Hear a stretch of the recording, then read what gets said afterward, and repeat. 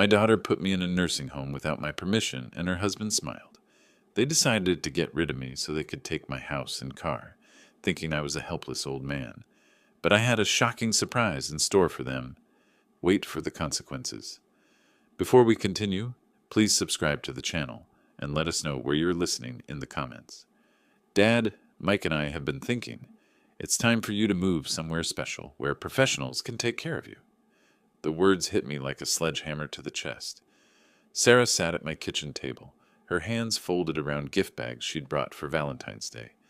The irony wasn't lost on me. Steam still rose from the pot roast I'd spent 3 hours preparing, filling my home with the smell of garlic and rosemary, my daughter's favorite meal since she was 7 years old. What? I gripped the back of my chair, knuckles going white. What fool came up with this idea? I'm still full of strength. Mike stepped forward from where he'd been lurking near the doorway, 49 years old and already looking like he'd given up on life, with his receding hairline and the perpetual scowl that seemed permanently etched into his face. John, you're not who you used to be. This will be better for everyone. Better for whom? For you to take over my house? Sarah's face crumpled, but I caught the flash of something else in her eyes. Guilt? Fear? She'd practiced this conversation. How can you say that? We care about you. Care about me? I laughed, but there was no humor in it. If you cared about me, you wouldn't be sitting in my kitchen talking about shipping me off to some institution. I gestured toward the dining room, where family photos lined the mantelpiece. 40 years I worked 3 jobs to give you an education, Sarah. 40 years of 16-hour days so you could have everything you wanted. Mike moved closer, positioning himself between me and the front door. The movement was subtle, but I'd learned to read body language in Vietnam. This wasn't a discussion, this was a trap. The paperwork is already filed, he said, pulling a manila folder from his jacket. We found a really nice place, Sunset Haven. They have activities, medical care on site, everything you need. I don't need anything except to be left alone in my own house. My voice echoed off the kitchen walls. The same walls I'd painted every 5 years for the past 3 decades. The same kitchen where I'd taught Sarah to scramble eggs when she was 8, where we'd celebrated every birthday, every achievement. Sarah stood up, her chair scraping against the linoleum. Dad, please. You fell last month. What if something happens and no one finds you for days? I didn't fall. I slipped on ice you would have seen if you visited more than once every 2 months. The accusation hung in the air between us. And since when do you care what happens to me? You haven't called in 3 weeks. That's not fair. But her voice wavered. Mike stepped closer again. I could smell his cologne, something expensive and cloying. Look, old man, this is happening whether you like it or not. We can do this the easy way or the hard way. Are you threatening me in my own home? I'm being realistic. You can come with us tomorrow morning, or we can have the county make the decision for you. Choice is yours. The gift bags on the table seemed to mock me. Pretty pink tissue paper, ribbons tied in perfect bows, props in a performance I hadn't known I was watching. My 70-year-old heart hammered against my ribs, but my mind was clear, clearer than it had been in months. Get out, I pointed toward the door. Both of you, get out of my house. Sarah's face went pale. Dad, we're not leaving without... I said get out. The pot roast continued steaming on the counter, forgotten. Valentine's Day dinner for 3 that would never be eaten. Mike smiled, and it was the coldest thing I'd seen since the jungle. We'll be back tomorrow morning at 9. Have a bag packed, or we'll pack it for you. The front door slammed behind them, leaving me alone with the silence and the smell of a meal that had turned to ash in my mouth. Through the window, I watched Mike's BMW pull out of my driveway, carrying my daughter away from me. I stood there for a long time, listening to the house settle around me. The same house where Sarah had taken her first steps, where she'd brought her prom date to meet me, where she'd cried when her marriage fell apart. Now it felt like a tomb. The phone rang. Sarah's ringtone. I let it ring. At 9 sharp, the moving truck pulled into my driveway. I'd spent the night barricaded in my bedroom, every light in the house blazing, a baseball bat across my knees. Sleep hadn't come. Instead, I'd stared at the ceiling, remembering the day I'd bought this house. Sarah was 12 then, and she'd picked out the paint color for her room. Sunshine yellow, she'd called it. Heavy footsteps on my front porch. The doorbell, then pounding. "Dad, open up!" Sarah's voice, higher pitched than usual. "We know you're in there." I stayed put. Let them break down the door if they wanted in so badly. The key turned in the lock. My spare key, the one I'd given Sarah for emergencies. This qualified, I supposed, just not the kind I'd imagined. "I'm not going anywhere. This is my house."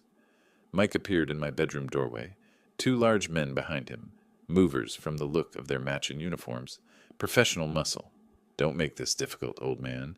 Your stuff is already packed." Packed? I struggled to my feet, my cane sliding across the hardwood. "You haven't packed anything. You just got here." Sarah pushed past Mike, her eyes red from crying. Real tears or manufactured ones, I couldn't tell anymore. "Dad, this is temporary, until we get your affairs in order." "What affairs? Everything is fine with my affairs." I jabbed my cane toward the dresser where my important papers sat in perfect order. Birth certificate, marriage license, Dorothy's death certificate, my will, all exactly where they'd been for 15 years. One of the movers was already in my closet, pulling shirts off hangers. My navy dress uniform, the suit I'd worn to Dorothy's funeral, the Christmas sweater Sarah had given me last year. Everything treated like inventory in a warehouse. "Stop touching my things!" I swung my cane, but Mike caught it easily.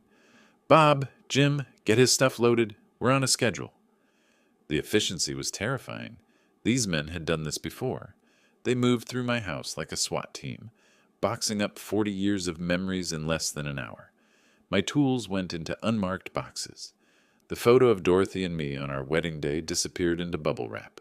The Purple Heart I'd never talked about, not even to Sarah, vanished into a cardboard container, labeled MISC. "Where are you taking everything?" "Storage unit," Mike said, not looking up from his clipboard, "until we figure out what to keep." Until they figured out what had value, he meant, what could be sold.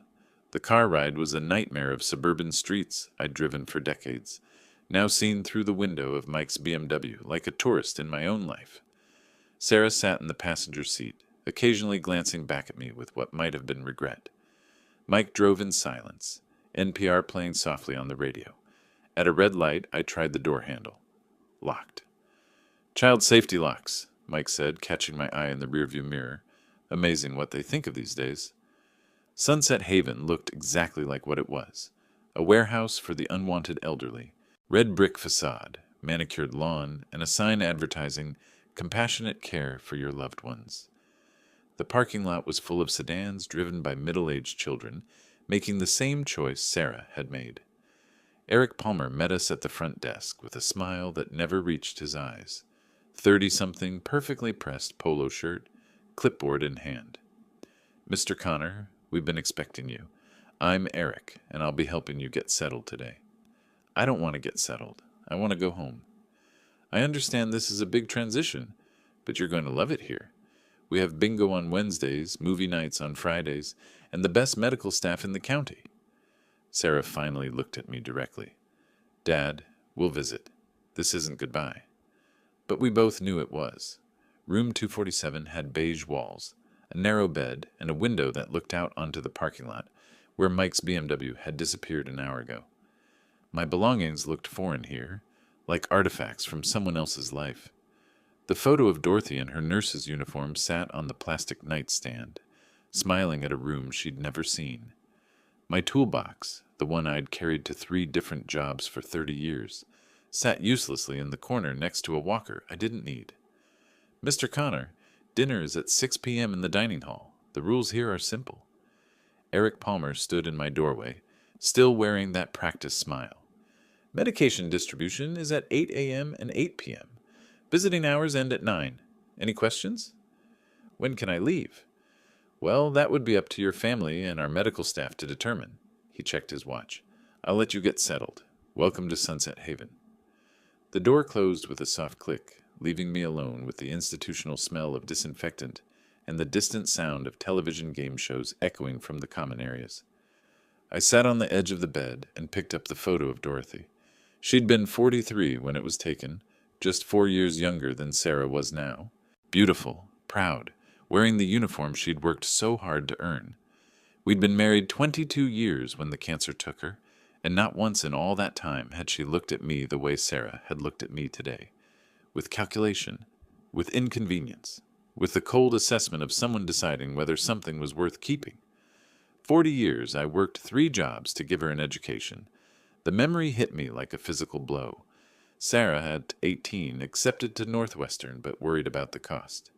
Me, working days at the auto shop, evenings at the hardware store, weekends doing handyman jobs for neighbors, sleeping 4 hours a night for 2 years so she could have her dream. I'd sold my motorcycle, the 1967 Harley I'd bought with my first paycheck, home from Vietnam, sold my father's watch, the one he'd carried through World War II, sold everything that mattered to me so Sarah could matter to herself. And now she throws me away like garbage. The walls of room 247 pressed in around me. 70 years old, but my hands were still steady, my mind still sharp. I'd survived the Tet Offensive, raised a daughter alone after Dorothy died, built a business from nothing and sold it for enough to live comfortably for the rest of my life. They thought I was just another confused old man to be managed and medicated. They were wrong. From somewhere down the hall came the sound of voices, other residents gathering for dinner, stories being shared, complaints about children who visited less and less frequently. But I wasn't listening to the words. I was listening to the tone. Resignation, acceptance, defeat. I stood up and walked to the window. In the parking lot below, a new car was pulling in. Another family, another conversation about what was best for everyone involved. The cycle continuing. But not for me. I wasn't like the others shuffling through these halls in their slippers and hospital gowns. I was John Connor, and I'd been underestimated before. It hadn't ended well for the people who'd made that mistake. The voices from the dining hall grew louder. Maybe it was time to listen to more than just the tone. Sunday morning found me walking toward the common room, my cane tapping against the polished linoleum with each deliberate step. 2 days in this place had taught me the rhythms. Most residents shuffled around in fuzzy slippers, staring at soap operas with vacant expressions. But near the windows, I'd noticed something different. 3 people sat together each morning, talking in low voices while others dozed in wheelchairs. Unlike the rest, their eyes held fire. "You look like someone who doesn't belong here either." The woman who spoke had silver hair pulled back in a neat bun and eyes sharp as broken glass. Mary Johnson, according to the nameplate on her door. Former English teacher, if the way she held herself was any indication. "Depends on what you mean by belong." I settled into the 4th chair, noting how the group had unconsciously arranged themselves, facing away from the staff station. "I mean," said the man with grease still embedded under his fingernails, despite being here God knows how long. "None of us are senile, none of us are dying, and none of us signed up for this circus voluntarily." Frank O'Connor. Had to be. The way he sized up problems reminded me of engineers I'd known in the service. The 3rd man studied me with the measured gaze of someone who'd spent decades reading people for a living. Robert Wilson wore institutional pajamas, like the rest of us, but somehow managed to look distinguished anyway. "My son took my house, promising he'd take care of me. Now he never calls." Mary's voice carried the particular bitterness of maternal love betrayed. "Sold it for half its value to some developer friend of his. I didn't find out until I was already here." Frank snorted. "At least your kid waited until you were gone. My daughter sold my garage for pennies as soon as I signed the power of attorney. 40 years building that business. Gone in a week." "Power of attorney abuse," Robert said quietly. "Classic financial elder exploitation. The law is on our side, if we can prove the deception." Their stories hit too close to home. Sarah's face in my kitchen, practiced and cold. Mike's threats. The moving truck waiting like a hearse. "My daughter and her husband convinced me this was temporary," I heard myself saying. "Said they needed to get my affairs in order. 40 years I worked 3 jobs to pay for her education, and this is how she says thank you."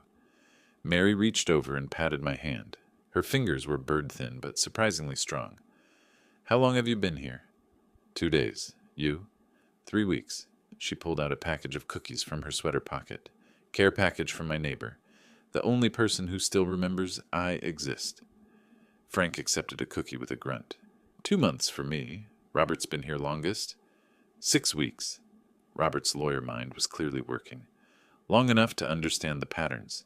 The staff here, particularly Eric Palmer, facilitates these family betrayals. For a fee, of course. What kind of fee? I kept my voice casual, but my pulse quickened. Hard to prove without documentation, but I've observed enough phone calls, enough paperwork irregularities. This place profits from keeping families separated while assets get liquidated. Mary leaned forward. Robert thinks we might have legal recourse if we can document the fraud. More than might, Robert said firmly. I've been taking notes, tracking patterns. We're not just victims here. We're witnesses to systematic elder abuse. Frank's eyes lit up with something I recognized from my Navy days, the look of a man who'd found his mission. So what do we do about it? We gather evidence, Robert said. Document everything. Build a case they can't dismiss as the confused ramblings of elderly people. And then? Then we fight back. The words hung in the air between us. Around the room, other residents dozed or stared blankly at television screens, but our little circle buzzed with purpose. I'm in, I said without hesitation. Whatever it takes. Mary smiled, and for the first time since arriving, I felt something other than despair. Good, because we're going to need all the help we can get. Frank cracked his knuckles. About time someone stood up to these vultures. Robert nodded approvingly. I'll start drafting our documentation strategy. John, would you mind keeping your ears open around the facility? Fresh eyes see things the rest of us might have missed. I can do that. As we dispersed for lunch, I felt lighter than I had in days. They thought they'd isolated me, made me helpless. Instead, they'd given me exactly what I needed. Allies with nothing left to lose. Tuesday night, 9:30 p.m. The hallways of Sunset Haven took on a different character after lights out. Shadows stretched longer, and the institutional cheerfulness faded into something more honest, more sinister. I'd been lying awake for hours, my mind replaying fragments of overheard conversations. Eric Palmer's interactions with new families followed a pattern Robert had identified. Too helpful, too knowledgeable about legal loopholes, too eager to expedite paperwork. Thirst gave me the excuse I needed to explore. My cane tapped softly against the linoleum as I made my way toward the kitchen. The night staff barely glanced up from their station, just another old man shuffling around, harmless and forgettable. That's when I heard Eric's voice, low, confident, coming from around the corner near the administration office. I froze, pressing myself against the wall. Yes, Sarah, the documents are ready. Your father is officially incapacitated. My blood turned to ice. Sarah's voice came through the phone, tinny but audible. Perfect. When can we start selling the house? Give me a week. For an extra $5,000, I'll expedite the process. My hand found my phone in my pocket. Muscle memory from the few times Sarah had taught me to use the voice memo function. I pressed record. The medical evaluation was easy to fabricate. Dr. Martinez never actually examined him, just signed the forms I prepared. Your father's been declared mentally incompetent, which gives you full power of attorney. What about the neighbors? They know he's fine. Doesn't matter. Once the legal paperwork is filed, their opinions are irrelevant. The house can be sold within 2 weeks. And you're sure this is airtight? Eric's laugh made my skin crawl. I've done this 47 times, Sarah. Never had a challenge stick.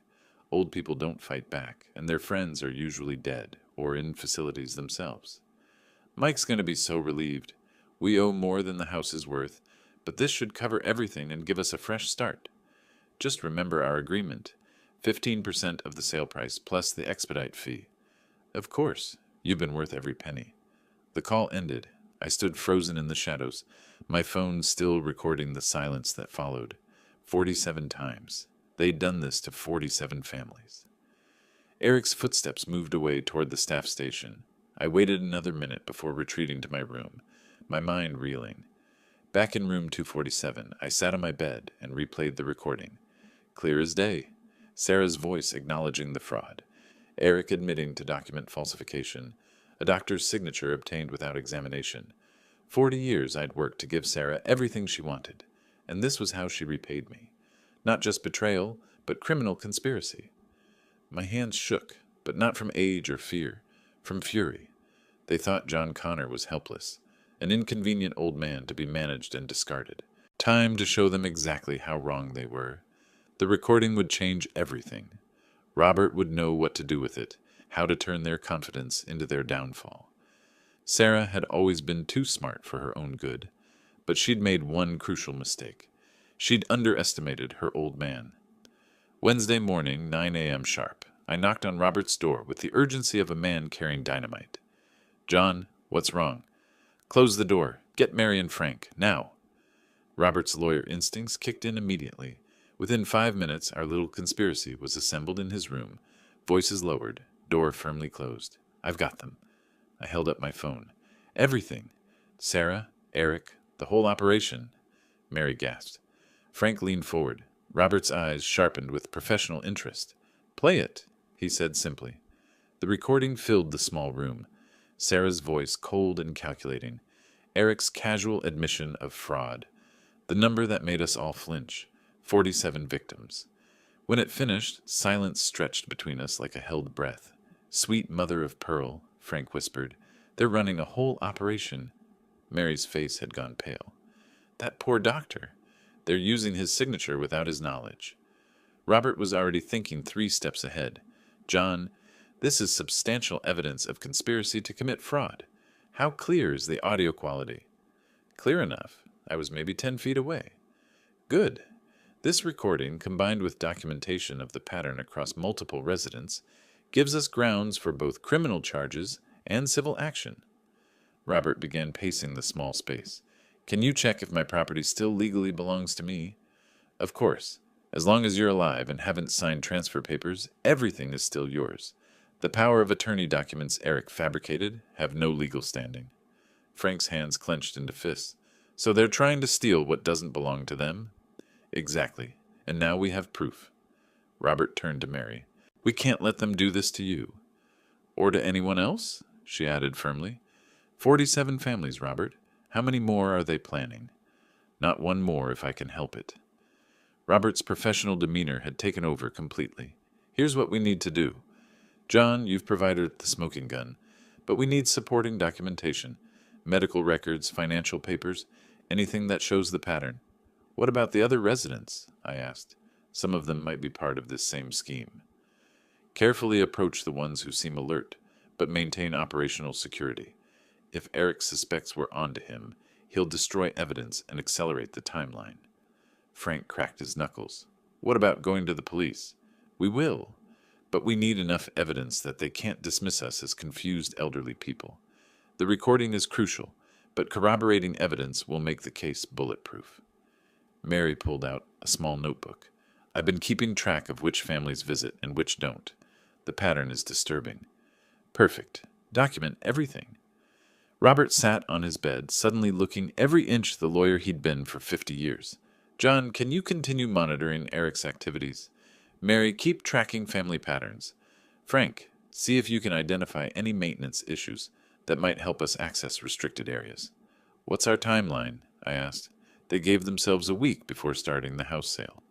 "That means we have maybe 5 days to build an airtight case." Robert's expression was grim but determined. "But if we do this right, we don't just save your house, John. We save everyone." "And make them pay for what they've done," Frank added with satisfaction. "Justice," Mary said quietly, "for all of us." I looked around at these 3 people who'd started it as strangers and become my closest allies. "So we're really doing this." "We're really doing this," Robert confirmed. "They picked the wrong old folks to mess with." As we prepared to disperse and begin our intelligence gathering, I felt something I hadn't experienced since Dorothy died. Purpose, direction, the satisfaction of having a mission worth fighting for.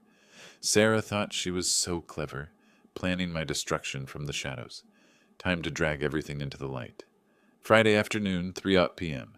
Robert and I sat in the back of a taxi heading downtown, officially on our way to my cardiologist appointment. The driver hummed along to the radio while I gripped the manila envelope in my lap, containing documents that would change everything. "Nervous?" Robert asked quietly. "Excited," I corrected. "It's been months since I've had a real ace up my sleeve." The law office of Thomas Green occupied the 15th floor of a glass tower that scraped a Chicago sky. Professional, discreet, Exactly what I'd needed back in August, when Sarah's behavior first started raising red flags. Mr. Connor, Thomas stood as we entered his oak-paneled office. Right on time. And you must be Robert Wilson.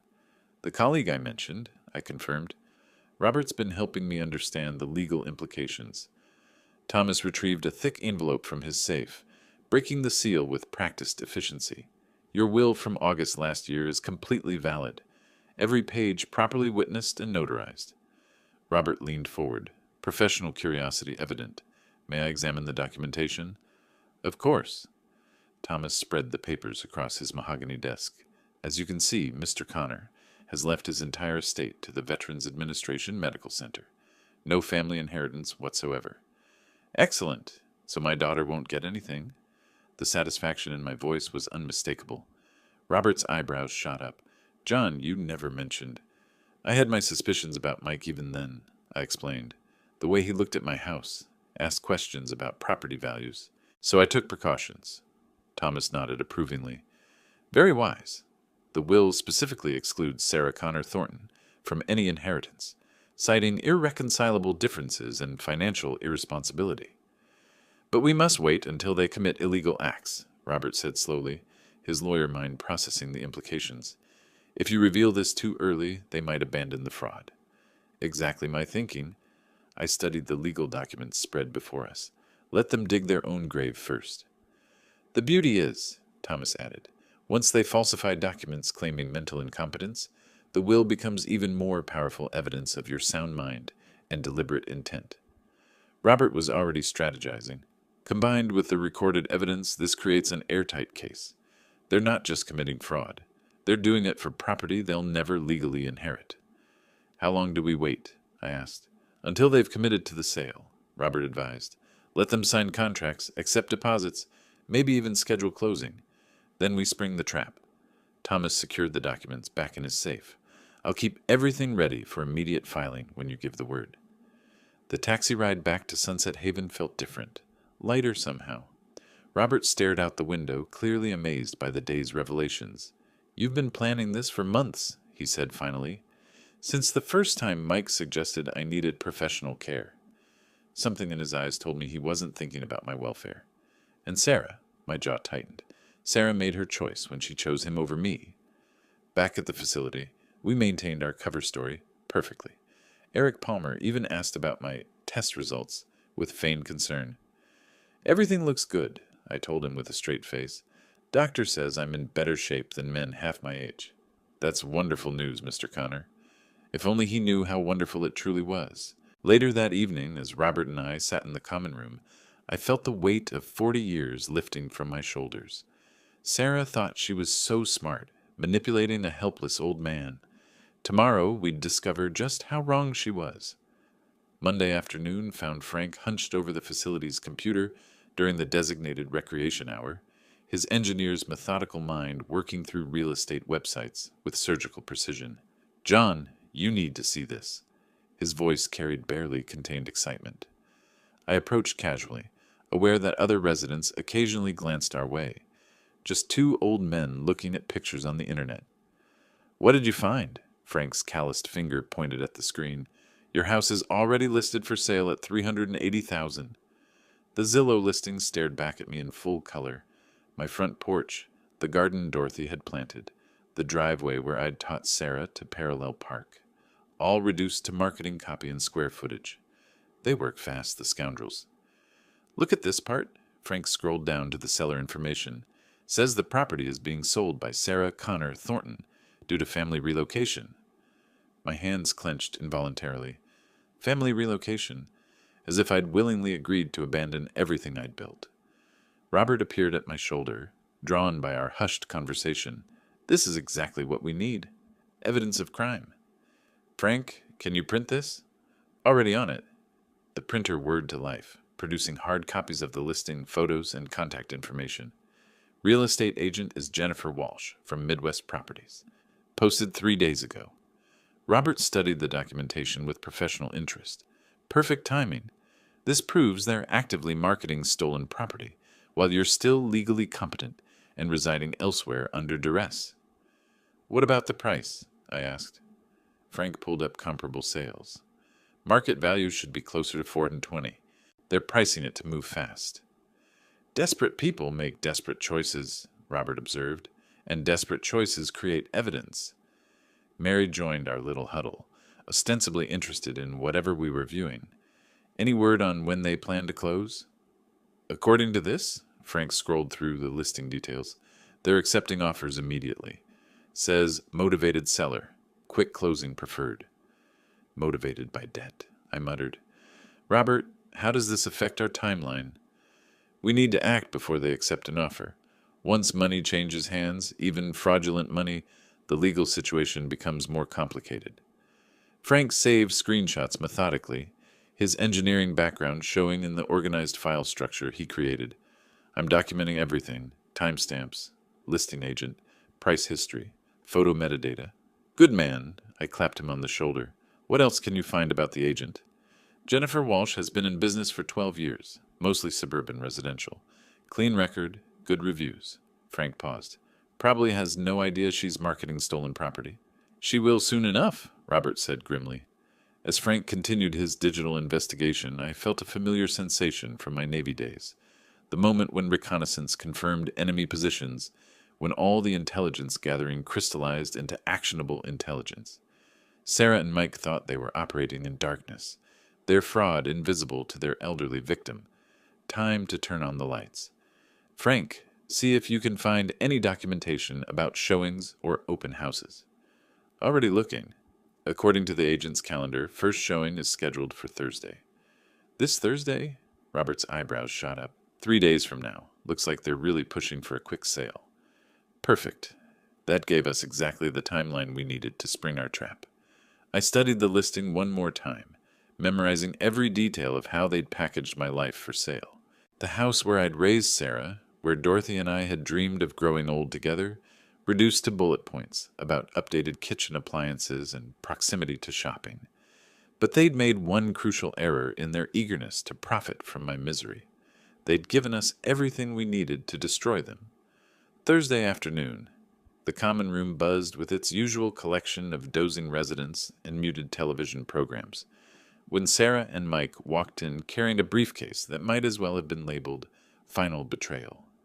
I activated my phone's recording app before they reached my chair, the muscle memory feeling more natural each time.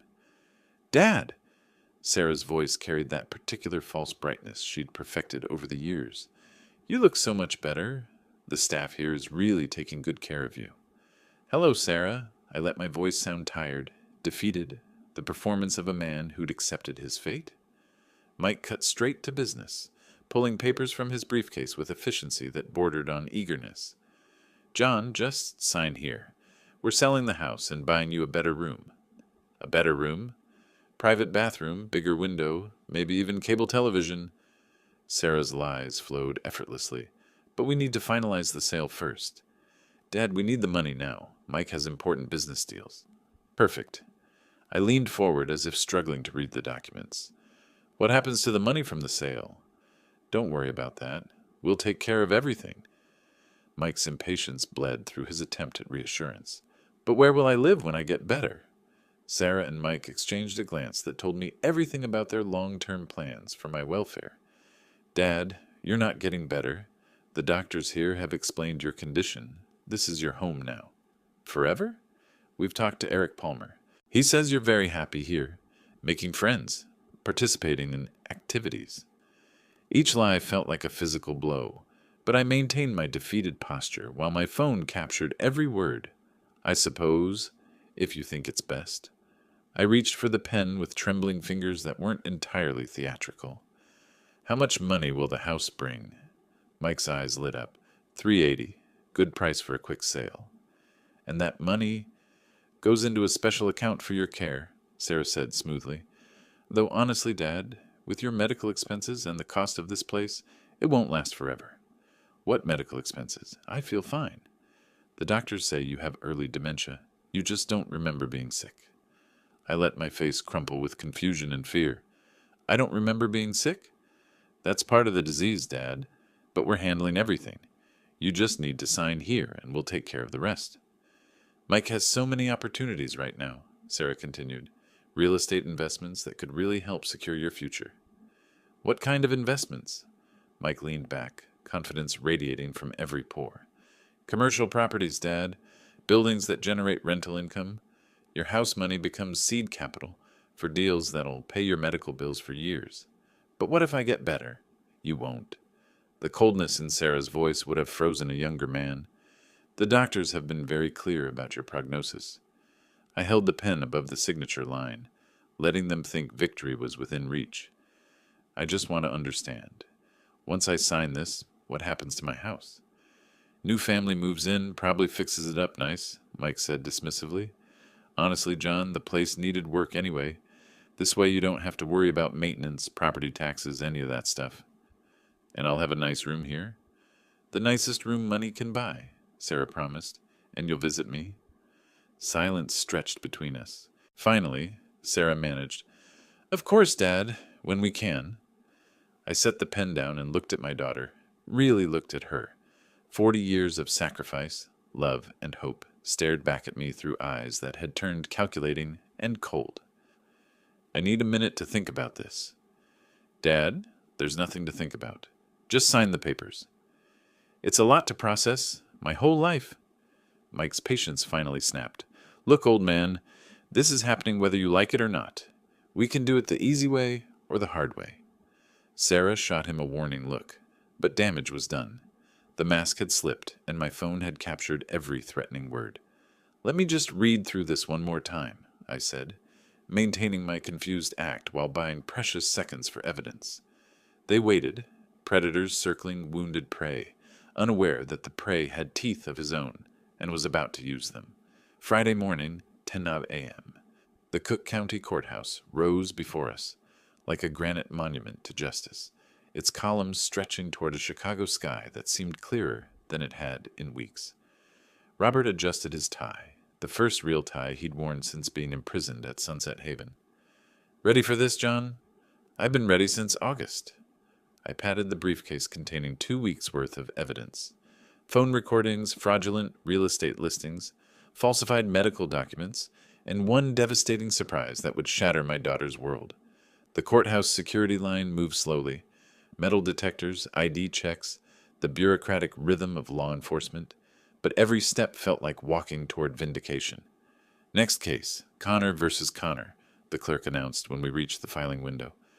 Robert spread our documentation across the counter with practiced efficiency. Your Honor, we have evidence of fraud and conspiracy.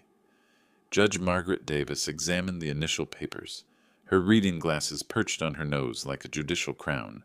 These are serious allegations, Mr. Wilson. Yes, and we're prepared to prove them. The judge's eyes moved methodically through our evidence summary.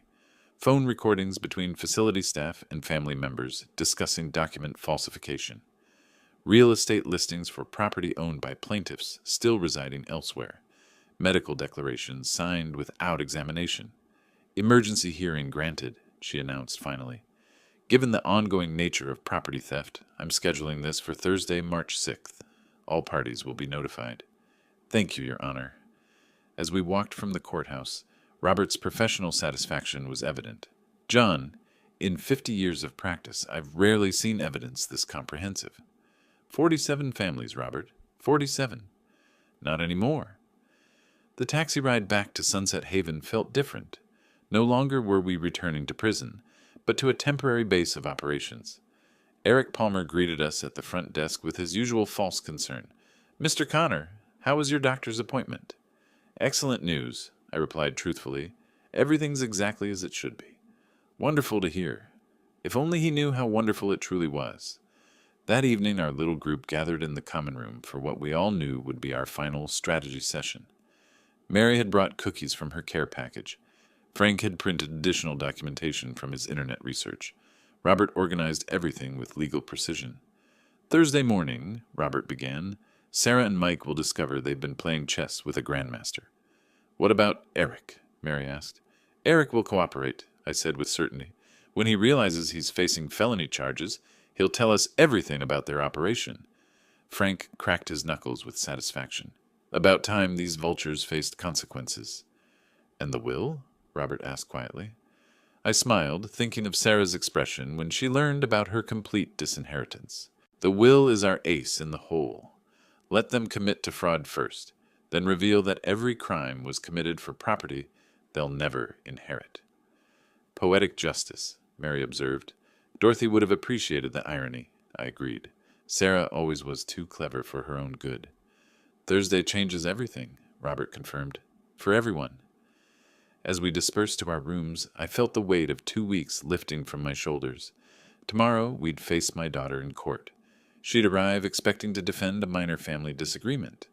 Instead, she'd discover she'd been outmaneuvered by the old man she'd so thoroughly underestimated. The game was almost over, and I was about to win. Thursday morning, 9 a.m. Courtroom 4B buzzed with the energy of justice about to be served. Sarah and Mike sat at the defendant's table, their lawyer whispering reassurances that would prove meaningless within the hour. Judge Davis called the session to order, with the gravity befitting a case involving systematic elder abuse. Robert stood for his opening statement, every inch the professional attorney despite 2 months in nursing home pajamas. Your Honor, here's the recording between Ms. Connor and the bribed employee. My phone speaker filled the courtroom with Sarah's voice. Perfect. When can we start selling the house? Eric Palmer's response echoed off the walls. Give me a week. For an extra $5,000, I'll expedite the process. Sarah's face went white. Mike grabbed her arm, whispering frantically. The medical evaluation was easy to fabricate. Eric's recorded voice continued. Dr. Martinez never actually examined him, just signed the forms I prepared. Your Honor, Robert continued methodically, we have documented evidence of conspiracy to defraud an elderly person of his property through falsified medical documents and bribery. Sarah's lawyer stood quickly. Objection, Your Honor. This recording was obtained without consent. Overruled. Illinois is a one-party consent state for recordings. The next hour unfolded like a perfectly orchestrated symphony of justice. Frank testified about discovering the fraudulent real estate listing. Mary presented her documentation of suspicious family behavior patterns. Robert introduced medical records showing I'd never been examined by Dr. Martinez. Then came Eric Palmer's testimony. Yes, I falsified documents for $5,000, he admitted under oath, his voice barely audible. Ms. Connor contacted me in January about expediting her father's mental incompetence declaration. This isn't true. We just wanted to help. Sarah's voice cracked with desperation. Help yourselves to my property, I replied calmly. Judge Davis maintained professional control as the evidence mounted.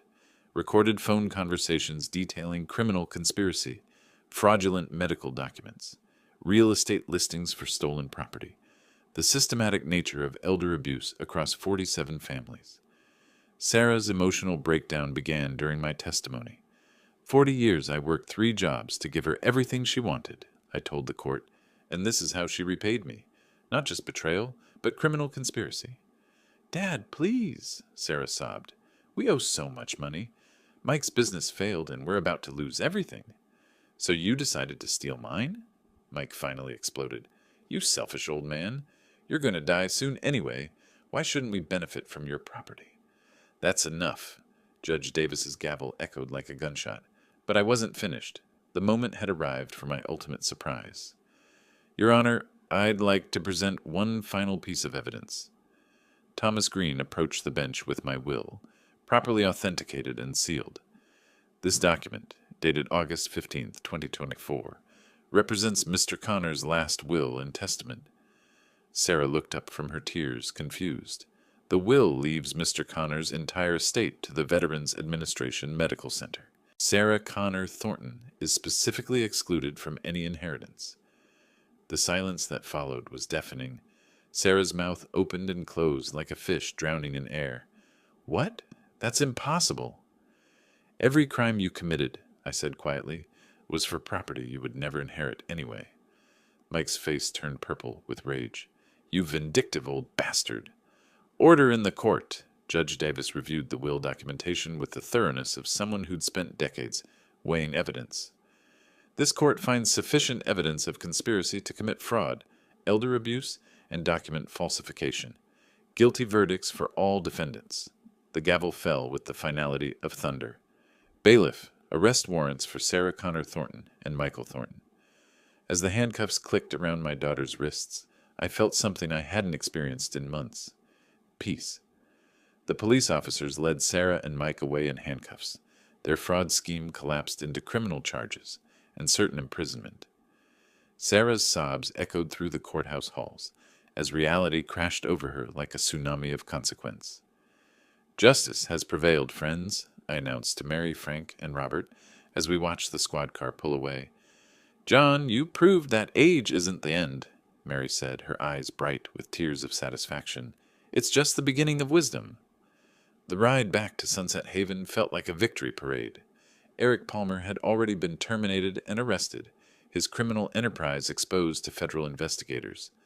The facility's management scrambled to contain the scandal, while 47 families began receiving calls about their loved ones' situations. "Mr. Connor," the new administrator stammered as I collected my belongings, "we had no idea about Eric's activities. Please accept our sincere apologies."